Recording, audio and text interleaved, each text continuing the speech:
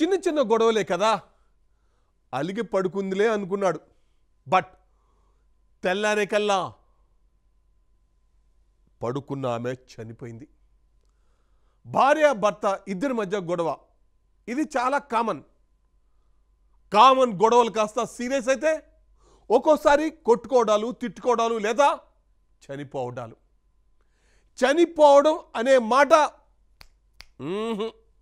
Correct కానే కాదు. So కొంచెం ఆలోచించండి.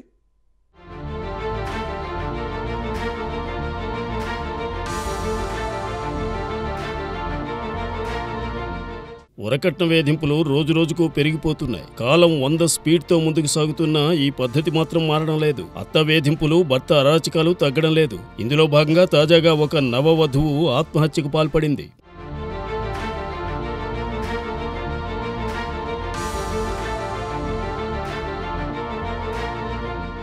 ఇరు కుటుంబ సభ్యుల అంగీకారంతో ఆగస్టు నెలలో ప్రేమ వివాహం చేసుకున్నారు శరత్, దేవిక.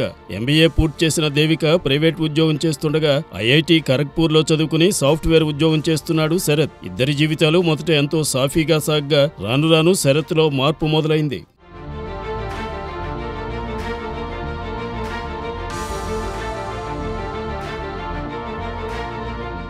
అలా గత కొన్ని రోజుల నుంచి శరత్, దేవికల మధ్య పరస్పర గొడవలు జరిగాయి. దీంతో మనస్తాపానికి గురైన దేవిక ఫ్యాన్కు ఉరేసుకుని ఆత్మహత్యకు పాల్పడింది. అయితే దేవిక మృతి పట్ల అనుమానం వ్యక్తం చేస్తున్నారు కుటుంబ సభ్యులు. కట్నం కోసం శరత్ తమ కూతురు దేవికను వేధించేవాడని ఆరోపిస్తోంది దేవిక తల్లి. 5 లక్షల కట్నం, 15 తులాల బంగారం ఇచ్చినా కూడా అదనపు కట్నం కోసం వేధించడంతో మానసికంగా కృంగిపోయి దేవిక ఆత్మహత్యకు పాల్పడినట్లు ఆమె కుటుంబ సభ్యులు పేర్కొన్నారు.